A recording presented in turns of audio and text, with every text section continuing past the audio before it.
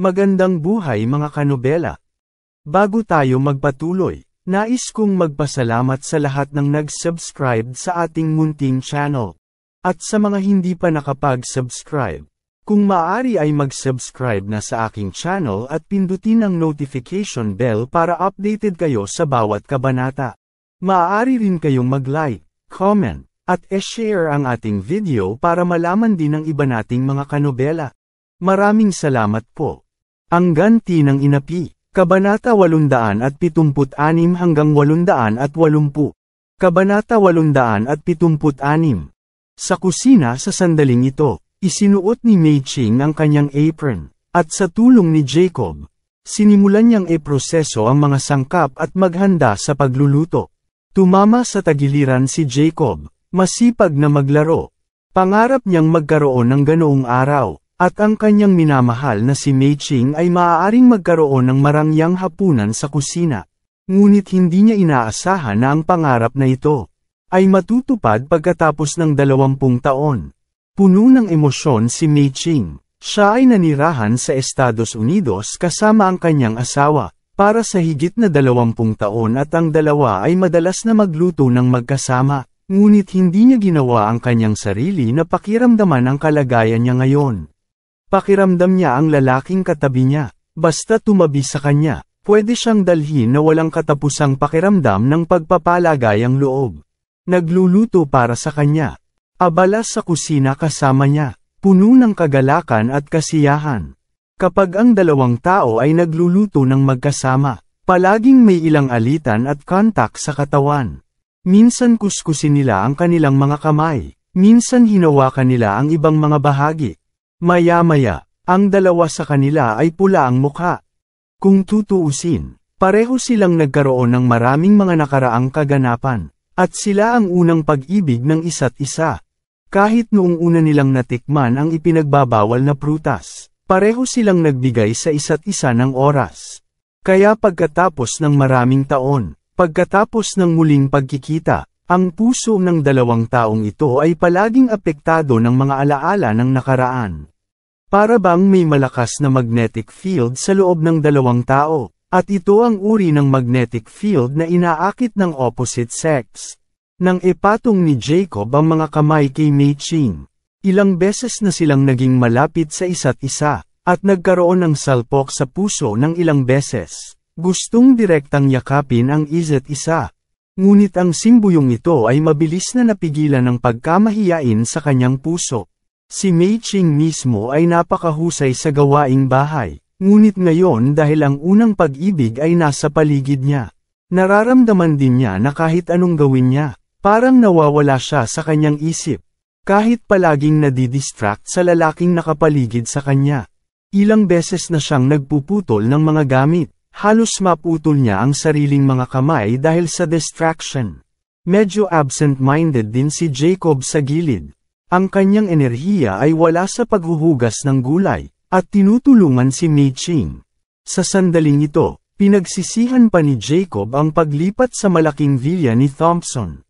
Dahil, kung ito ay sa nakaraang bahay, sa isang maliit na kusina, dalawang tao ang abalang nagtatrabaho sa loob nito. Kahit na hiniram nila ito, kailangan nilang hawakan o idikit ang bawat isa. Ngunit ang kusina ng villa ni Thompson ay talagang napakalaki. Kahit na mayroong 5 tao na nagtatrabaho sa parehong oras, maaari silang maging maayos nang walang nakakagambala sa isa't isa. Sa makatuwid, sa tuwing gustong mapalapit ni Jacob kay Mei Ching, kailangan niyang maghanap ng espesyal na dahilan. Matagal na nagpumiglas si Jacob at hindi nangahas na yakapin si Mei Ching. Sa bawat pag-iipon niya lakas ng loob, hindi nagtagal ay hinikayat niya ang sarili laban dito.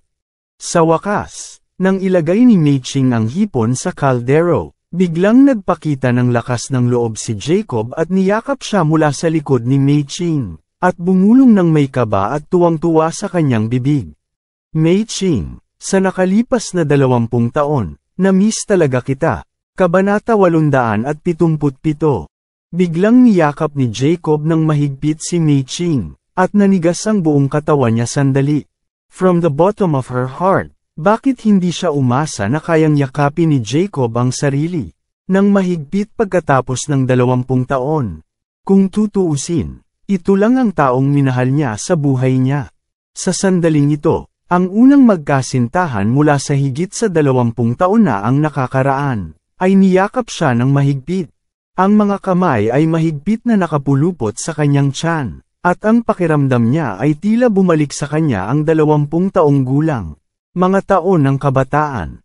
Ang tunay na damdamin sa puso ni Mei Ching ay lumakas, at bigla niyang hindi napigilan, at ilagay ang kanyang kamay sa kabilang kamay. Ngunit sa sandaling ipinatong niya ang kanyang kamay sa kamay ni Jacob, bigla niyang napagtanto na yon ay mali para sa kanya na gawin ito. Kaya umiwalay siya sa pagkakayakap kay Jacob. Inayos ang buhok niya sa takot, at sinabing hindi natural. Jacob, hindi natin magagawa ito. Kasal ka na kay Elaine at hindi ako magkakamali. Agad na nabalisa si Jacob at sinabi. Sa simula, pinagsisisihan niya ang nangyari. Noong sila ay magkasama, sila ay nasa ganoong magandang relasyon. Alam niya na siya ay boyfriend mo, at sinamantala niya ito noong lasing ako. At kung siya ay hindi walang hiya, sana magkasama na tayong dalawa. Bahagyang bumuntong hininga si Mei Ching at sinabing, kahit nakasalanan niya ang nakaraan, ako ang nagkasala dahil pinili kong bumitaw. Dahil pinili kong bumitaw, hindi ako magiging katulad niya noon. I'm sorry for that, and I'm sorry for her again. Ito ay isang bagay ng prinsipyo. Kung hindi, matutulad ba ako sa kanya? Nabalisa si Jacob at sinabing, halos masira ng babaeng iyon ang relasyon nating dalawa habang buhay. Kailangan mo pa bang pag-usapan ng tungkol sa mga prinsipyo sa oras na ito? Seryosong sinabi ni Mei Ching. Sa katunayan, pagkatapos mangyari ang insidenteng yon, alam ko rin sa puso ko na ang lahat ng ito ay dahil kay Elaine sa likod ko. Alam kong kontrabida siya, pero hindi ako pwedeng maging kontrabida dahil nasaktan ako ng kontrabida. Tulad ng sinabi niya, tumingin siya muli kay Jacob at sinabi ng seryoso. Ikaw ang kanyang asawa kung tutuusin. Maaari kitang makilala at kumain kasama mo tulad ng isang normal na kaibigan, o isang matandang kaklase. Ngunit hindi tayo maaaring magkaroon ng mga ganoong bagay. Hindi ito posible. Tumulo ang luha ni Jacob. Tumingin siya kay Mei Ching at nabulunan at sinabi, ganun ba ka-imposible para sa ating dalawa sa buhay na ito? Pagkatapos ng maraming taon, sa wakas ay muli tayong nagkita. Ayaw mo bang bumawi sa atin? Nanghihinayang ba noon? Medyo masakit din ang ekspresyon ni Mei Ching at bumuntong hininga. Siyempre gusto ko, kung hindi ako gagawa ng isang espesyal na paglalakbay pabalik mula sa Estados Unidos. Ngunit sa palagay ko, dapat gawin ng mga Ginoo ang lahat ng gusto nila pagdating sa pera at damdamin. Kung tayo ay may chance na magsama ulit. And that must be after you and Elaine ay diborsyado. Walang pag-aalinlangan na sinabi ni Jacob. Kung gayon, hihiwalayan ko siya kaagad. Seryosong sinabi ni Mei Ching, Jacob, huwag mo akong intindihin. Hindi ko sinasabi yan para hiwalayan mo na si Elaine. Kinakabahang tanong ni Jacob, Mei Ching, ano ang ibig mong sabihin? Hindi ko maintindihan. Ayaw mo ba akong makasama? Taos-pusong sinabi ni Mei Ching, Jacob, kung tutuusin, hindi tayo nagkita sa loob ng maraming taon. Paano ko napagdesisyonan na magkasama? Ito ay masyadong walang kabuluhan. Seryoso niyang sinabi, nasa school tayo noong nagde-date tayo. That time, estudyante tayong lahat. Kailangan nating mag-aral at makihalubilo sa ating mga kaklase araw-araw. Hindi tayo nabuhay ng magkasama. Iba ang buhay na umibig. Lalo na sa ating edad. Hindi lamang natin dapat isaalang-alang ang ating sariling buhay. Hindi lamang ang ating sariling damdamin, kundi pati na rin ang ating mga anak at ang kanilang mga pananaw sa isa't isa. Kabanata 878. Kaya ang ganitong uri ng bagay ay hindi isang bagay na maaari nating magdesisyon. Tulad ng mga teenager. Dapat nating pag-isipan ng mabuti bago tayo gagawa ng mas mature na desisyon. Sinabi kaagad ni Jacob, hindi ko matatanggap ang sinabi mo. Alam kong may nararamdaman ka pa sa puso mo, at may nararamdaman ako sa iyo sa puso ko. Dahil ang parehong mga tao ay may damdamin, ano ang hindi mo kayang lampasan? Sa sinabi nito, pinilit ni Jacob ang sarili na magtanong, Mei Ching, gusto kong sabihin mo ang totoo. Hindi mo ba nararamdaman ngayon? Medyo nahihiya na sabi ni Mei Ching, paano ko sasagutin ang iyong tanong? Magkasama tayo noon at napakaganda ng ating relasyon. Lahat tayo. Ang ating unang pag-ibig at tayo ay nagkaroon ng mga pagsisisi sa loob ng higit sa 20 taon. Ito ay panlilinlang sa sarili, gaya ng sinabi niya. Muling sinabi ni Mei Ching. Ngunit tulad ng sinabi ko ngayon, ang bagay na ito ay hindi lamang tungkol sa kung ano ang nararamdaman mo. Lalong tumulo ang luha ni Jacob. Naagrabyado na parang bata. Sa loob ng maraming taon, labis na nagdusa ang kanyang damdamin, kaya nakaramdam siya ng matinding ginhawa, sa sandali na bumalik si Mei Ching. Nang makita niya si Mei Ching, talagang napagtanto niya na ang dati niyang buhay, ay palaging nasa takot at makipot. Sa makatuwid, hindi niya nais na mabuhay ng ganoong uri ng buhay para sa isang minuto. Nang makitang umiiyak si Jacob na parang bata, namumula ang mga mata ni Mei Ching. Lumapit siya kay Jacob, ginamit ang manggas niya para dahan-daang punasan ang mga luha nito at sinabi ng may pagkabalisa. Jacob, nagsumikap ka ng napakaraming taon. Kung pwede kang bumalik sa oras, bago ang ating pagtatapos. At that time, kahit kayo ni Elaine ay mayroong mga katotohanan, hindi ako susuko sa iyo. Tulad ng sinabi niya, muli siyang nalungkot na bumuntong hininga. Sayang, lumipas na ang oras, walang sinuman ang maaaring hayaan ang mga taon na bumalik. Sa isang kisap mata, lahat tayo ay nasa katanghaliang gulang at matatanda na higit sa kalahating daang taong gulang. Mahigpit na hinawakan ni Jacob ang kanyang kamay at tuwang-tuwa na sinabi, Mei Ching, dahil hindi natin papayagan ang taon na bumalik, hindi natin dapat pabayaan ang ating kinabukasan. Huwag tayong bumitaw kahit isang segundo. Sa puntong ito, si Jacob ay labis na nasasabik, lumuhad at nagsabi, Mei Ching, gusto kong makasama ka. Nang makita siyang nakaluhod, biglang natarante si Mei Ching. At dali-dali siyang hinila. Oh, Jacob, ano ang ginagawa mo? Tumayo ka. Matigas na sinabi ni Jacob, kung hindi ka sumasang-ayon sa akin, kung gayon, hindi ako tatayo dito. Sinulyapan ni Mei Ching ang pintuan ng kusina at nag-aalalang sinabi, Oh, bumangon ka kaagad. Kung papasok ang mga bata, paano mo ito ipapaliwanag? Seryosong sinabi ni Jacob, kung papasok si Paul at makita ito, sasabihin ko sa kanya na mahal ko ang kanyang ina. Gusto kong makasama ang kanyang ina at umaasa na pagpalain niya. Kung si Claire ang makakita nito, pagkatapos ay sasabihin ko sa kanya na mahal kita, at gusto kong hiwalayan ang kanyang ina para makasama ka. Kabanata 879. Nang pag-usapan ito, biglang naging emosyonal si Jacob. Pinagmasdan niya ang mga mata ni Mei Ching at emosyonal na sinabi, Mei Ching, hindi talaga ako nagbibiro. Bawat salitang binibitawan ko ay nagmumula sa kaibuturan ng aking puso. Sa nakalipas na 20 taon simula nang umalis ka, hindi na ako naging masaya. Ganito na tayo katanda, bakit hindi natin kalimutan ang pag-aalinlangan at ituloy ang isang tunay na pag-ibig? Napabuntong hininga si Mei Ching. Jacob, naisip ko na lahat ng sinabi mo. At maging honest ako, may mga ilusyon din ako sa puso ko. Kaya lang ang sitwasyon ngayon ay hindi tulad ng dati, ang ikatlong partido na pinakaayaw ko sa buhay ko. Kaya ayokong maging third party, kaya hindi tayo dapat mabalisa sa bagay na ito. Bigyan mo ako ng ilang oras, at bibigyan kita ilang oras. Nagmamadaling nagtanong si Jacob, payag ka bang manatili sa akin pagkatapos kong hiwalayan si Elaine?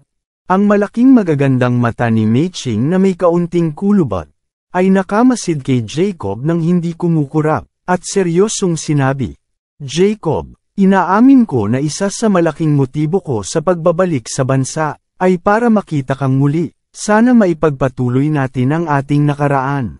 Pagkasabi niya noon, binago niya ang usapan at sinabi, gayunpaman, Hindi na tayo 18 o 20 anyos na mga kabataan. Kailangan nating pag-isipang mabuti ang mga bagay-bagay ngayon. Wala akong paraan para masagot ang tanong, kung papayag ba akong makasama kang muli.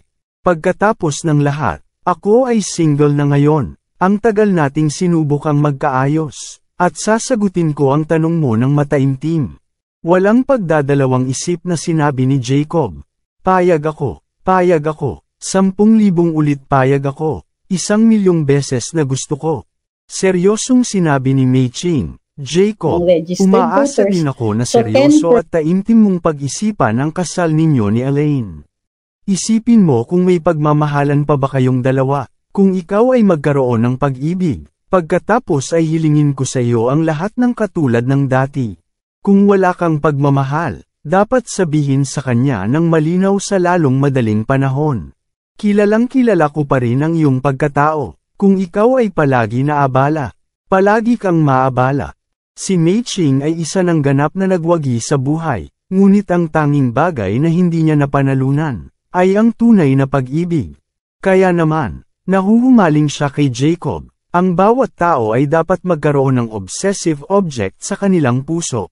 Kung ang obsessive object na ito ay kasama siya, kung gayon ang kanyang buhay ay masaya at natupad. Ngunit kung ang obsessive object ay hindi siya kasama, ay pagsisisihan niya habang buhay. Sa makatuwid, ang pagbabalik ni Mei Ching sa bansa sa pagkakataong ito, ay masasabing wala ng iba, para lamang tuklasin muli ang hindi malilimutang pag-ibig sa panahong ng paglubog ng araw sa buhay. Hindi makapaghintay si Jacob na sabihin, Mei Ching, hanggat hindi mo ako aayawan at handa kang makasama ako, hihiwalayan ko talaga si Elaine. Marahan na bumuntong hininga si Mei Ching at sinabi, sinadya mo man siya o hindi sinasadya, kung ginamit ka man ng iba, in the final analysis, you have betrayed our feelings. Kung willing ka talagang bumawi sakin, syempre payag din ako, bibigyan ka ng isang pagkakataon. Paggunita sa taon na yon, biglang tumayo si Jacob at muling niyakap si Mei Ching ng harap-harapan. Habang niyayakap siya ng mahigpit, sinabi niya, Mei Ching, pinagsisihan ko ang nangyari noon ng higit sa 20 taon. Sa pagkakataong ito, hindi ko nahahayaang magsising muli. Dapat hintayin mo ako. Tumango si Mei Ching at mahinang sinabi, okay, maghihintay ako sayo, pero hindi mo ako kayang hawakan. Mali ang ginagawa natin ngayon. Matigas na sinabi ni Jacob, tama man o mali, gusto lang kitang hawakan ngayon. Nagpupumiglas si Mei Ching sa kanyang puso, gusto kong pag-usapan ang kanyang pakiramdam na hawak ang kanyang braso. Ngunit namuhay siya ng disenteng buhay sa kanyang buhay, at hindi niya matanggap na napakalapit niya sa isang lalaking may asawa. Kaya't sinabi niya sa takot, hayaan mo muna ako, hindi ito mabuti para sa atin, at kailangan ko pa ring magluto. Sinabi ni Jacob, nasa puso kita, at nasa puso mo rin ako. Ano ang masama tungkol dito? Pagkatapos magsalita, naglakas loob talaga si Jacob, ibinaba ang ulo at gustong halikan si Mei Ching. Nagmamadaling iniwasan siya ni Mei Ching at taimtim na sinabi, nakausap mo na ba ang iyong sarili para sa mahabang panahon? Kabanata 880. Habang nagsasalita siya, kumakalat ang mabangong amoy sa kusina. Napabulalas si Mei Ching, oo. Aking Longjing shrimp. Pagkasabi noon, dali-dali niyang itinulak si Jacob. Namumula at tumakbo sa gilid ng kalan, at nang tumingin siya sa palayok, nagpakawala siya ng malungkot na sigaw. Tapos na, nasunog na lahat ng hipon. Mabilis na pinaalalahanan siya ni Jacob sa gilid. Patayin mo kaagad ang apoy, kung hindi, malapit na itong masunog. Nagmamadaling pinatay ni Mei Ching ang gas sa kalan. Ang hipon ay nasunog lahat, sinisisi kita. Ito ang orihinal na pinakamasarap kong ulam, ngunit tapos na ang lahat. Nahiya din si Jacob, nagkasala at sinabi, lalabas ba ako at bibili ng hipon? Sa oras na ito, parehong sina Charlie at Paul, na umiinom ng tsaa sa labas, ay naamoy ang mabangong amoy na kumakalat mula sa kusina, at hindi namamalayan na sinabi ni Charlie. Hindi ba ang gulo? Kumunat ang noo ni Paul at sinabing, Napaka-professional ng pagluluto ng nanay ko. Hindi ito dapat mangyari sa kanya. Tumayo si Charlie at sinabing, Paul, maupo ka muna. Papasok ako at titingnan. Huwag kang magulat. Nagmamadaling sinabi ni Paul, pupunta din ako. Pagkasabing tatayo na siya, iniunat ni Charlie ang kanyang kamay. Pinaupo siya pabalik at nakangiting sinabi, umupo at uminom ka lang ng tsaa. Pupuntahan ko lang ito at tingnan. Ang iniisip ni Charlie sa mga oras na ito ay, kung ginagawa ng kanyang biyenan ang mga panggatong sa kusina sa oras na ito, at silang dalawa ay gusot at nakalimutan ang laman ng kaldero. Nakakahiya naman na sumugod siya ng ganito. Ang kanyang ina at si Jacob ay hindi magkadugo. Pumasok lang siya para manood ng palabas. Hindi alam ni Paul na ang puso ni Charlie sa oras na ito, ang lahat ng pag-iisip ng panunood ng palabas. Nang makitang nakatungo na si Charlie sa kusina, hindi na niya ito ipinilit pa. Dumating si Charlie sa kusina, binuksan ang pinto ng kusina at sumilip. Nang makitang ang dalawang tao sa kusina ay nagmamadaling nag-aayos ng nasunog na palayok. Ang kanilang mga damit ay mukhang maayos, at walang mali sa kanila. Hindi magawa ni Charlie na tumulong sa pakiramdam ng kaunting pagkabigo. Gusto niyang lumapit at kumain ng melon, ngunit wala man lang siyang balat ng pakwan. Gayunpaman, kung titignan ang mga mukha ng matanda at ang kanyang unang pag-ibig, pareho silang medyo pula. At parang ngayon pa lang ay nagkaroon ng mas malapit na ugnayan ang dalawa. Kaya sadyang nagkunwaring nagulat si Charlie at nagtanong, Dad, Tita, hindi ko alam kung ano ang nasunog, ayos lang ba kayong dalawa? Nagmamadaling sinabi ni Jacob sa takot, walang mali, aksidente lang, nasunog ang palayok, huwag kang mag-alala. Sabi ni Charlie, nakikita pa ng dalawang tao ang pagkalito pagkatapos manood ng kaldero. Dapat kayong dalawa ay walang nagawang mabuti ngayon lang. Sinabi ni Jacob na may konsensya sa oras na ito. Charlie, dapat kang lumabas at magtsaa kasama si Paul. Sapat na nandito kami ni Tita.